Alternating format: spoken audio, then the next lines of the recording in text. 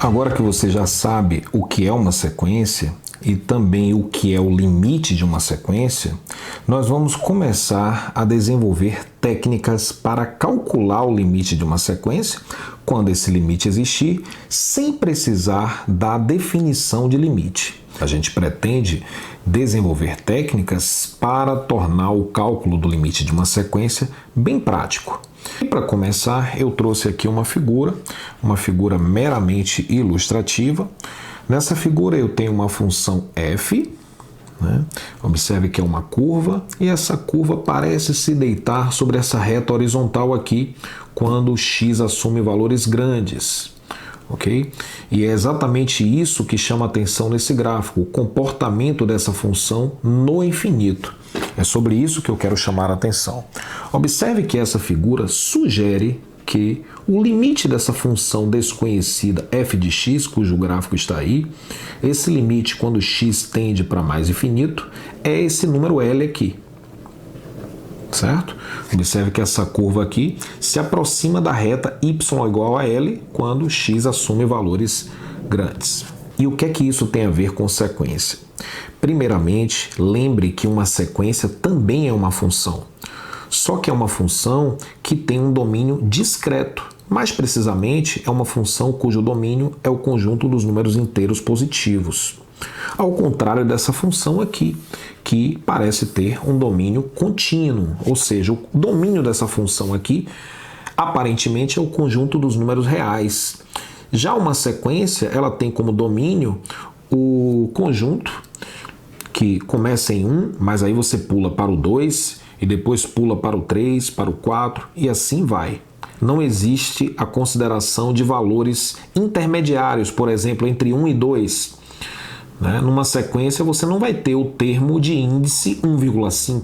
Você tem o primeiro termo, tem o segundo termo, o terceiro termo e assim sucessivamente. E o que nós vamos fazer é, a partir desse gráfico, construir uma sequência que tem a mesma lei de definição da função. Eu quero definir uma sequência AN, cuja lei de definição é a mesma lei que define essa função aqui, só que agora vai ser f de n.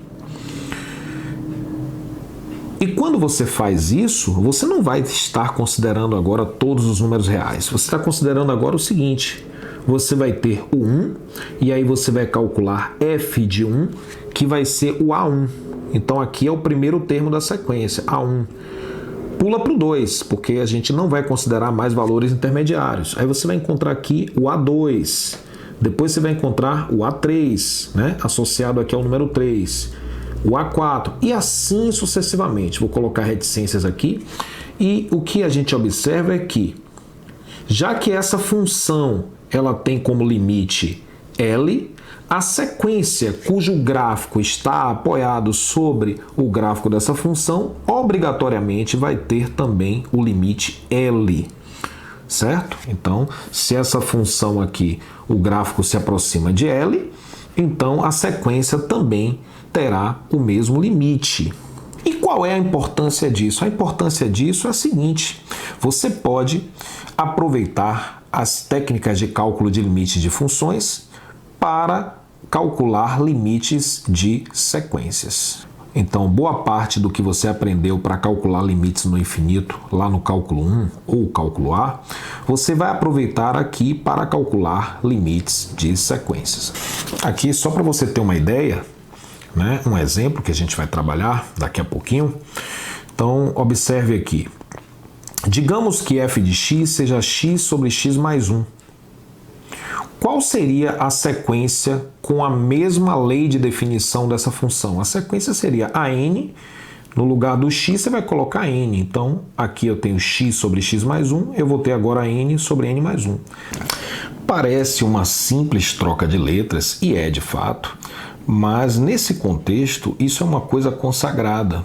O n a gente já entende que é uma variável discreta, então quando esse n aparece a gente já sabe que estamos tratando de números inteiros e positivos. Com base nessa discussão, você vai poder aproveitar muito do que você estudou lá no cálculo 1 para calcular limite de sequência. Então, as mesmas técnicas que você utilizava para calcular limites de funções no infinito, você vai poder usar aqui para calcular limites de sequências. Vamos agora ver algumas propriedades operatórias que vão nos ajudar a calcular limites de sequências. Propriedades. Se a n e bn forem sequências convergentes e c for uma constante, então valem essas propriedades. Essas propriedades são bem naturais. Tudo funciona exatamente como você gostaria que funcionasse, ok? Mas tem pequenas ressalvas. Então aqui essa primeira propriedade nos diz que o limite da soma é a soma dos limites. A mesma coisa que ocorria com funções. Então você pode separar em dois se for conveniente e, claro, se cada um desses limites existirem, como por hipótese aqui nós temos, né? Se a n e bn forem sequências convergentes. Então estamos admitindo que existe o limite de an e existe também o limite de bn. Limite no infinito. Sempre para a sequência são limites no infinito. Aí nem precisa escrever para onde está tendendo. E aí vale para soma, vale para diferença. Limite da diferença é a diferença dos limites. Quando você tiver uma constante multiplicando uma sequência, essa constante ela pode sair do cálculo do limite. Você pode escrever a constante fora, multiplicando, da mesma forma que você fazia no cálculo 1 com limite de funções. Limite do produto é o produto dos limites. Limite da divisão é a divisão dos limites, e aqui temos uma ressalva, desde que esse limite aqui não seja zero. Quando você escreveu esse traço de divisão, você assumiu uma responsabilidade de que esse limite aqui não é zero. Se esse limite aqui for zero, essa propriedade sequer pode ser escrita, né? Então nós temos aqui a ressalva. Limite da divisão é a divisão dos limites, desde que o limite da sequência que aparece no denominador for diferente de zero. E aqui o limite da potência é a potência do limite se esse expoente é positivo e o AN é positivo para todo N. Número 1, calcule o limite de n sobre n mais 1. Então nós temos aqui uma sequência, nós queremos saber qual é o comportamento dessa sequência no infinito. Como fazer isso? Da mesma forma que você fazia no cálculo 1. Né? É só adaptar a técnica que você estudou no cálculo 1 para calcular limite de funções no infinito para o cálculo do limite dessa sequência aqui.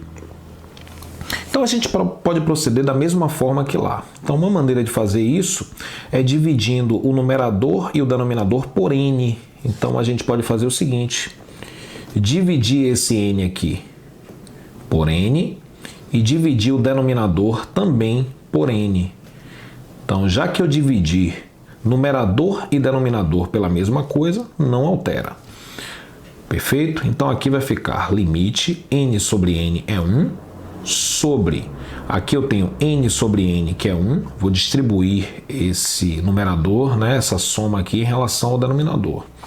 E aqui vai ficar n sobre n é 1, 1 sobre n é 1 sobre n. Com n tendendo para o infinito. E aí eu vou utilizar aqui, mesmo que eu não escreva, mas eu vou utilizar as propriedades operatórias.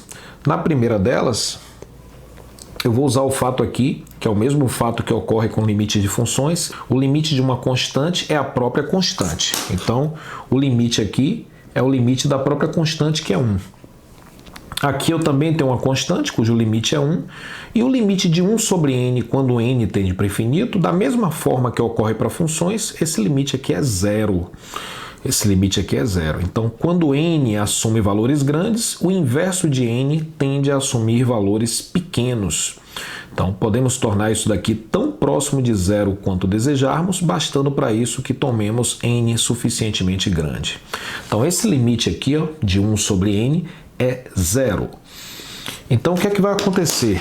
Quando você utilizar as propriedades operatórias, limite da divisão é a divisão dos limites, limite da soma é a soma dos limites.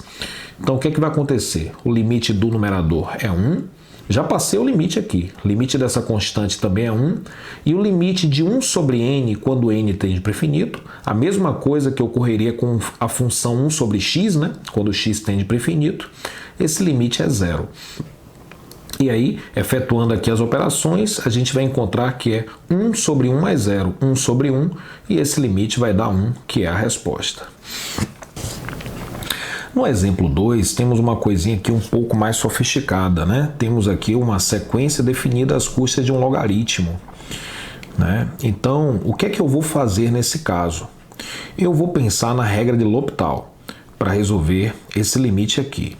Mas, que fique claro, a regra de L'Hopital ela não se aplica para sequências. A regra de L'Hopital ela só se aplica para funções de variável real. Então, o que é que eu vou fazer? Eu vou utilizar aquele fato que acabamos de discutir. Eu vou pensar na função associada a essa sequência. Então, seja f de x igual a ln de x sobre x. Observe que eu estou trocando a variável n pela variável x. Então, embora não seja uma coisa oficial, fica subentendido aqui que quando eu faço essa troca, eu estou pensando aqui num domínio contínuo, abandonando aqui a sequência que tem o domínio discreto e pensando na função de variável real. E aí, o que é que eu vou fazer? Eu vou calcular o limite dessa função f de x quando x tende para mais infinito. Isso daqui vai ser o limite dessa função aqui, ln de x sobre x, com x tendendo a mais infinito. E aí, nós temos aqui uma indeterminação do tipo infinito sobre infinito, que você viu no cálculo 1. E aí eu posso utilizar a regra de L'Hopital. O que é que eu vou fazer? Eu vou derivar isso aqui em cima, a derivada do ln de x é 1 sobre x, e eu vou derivar aqui embaixo, a derivada de x é 1.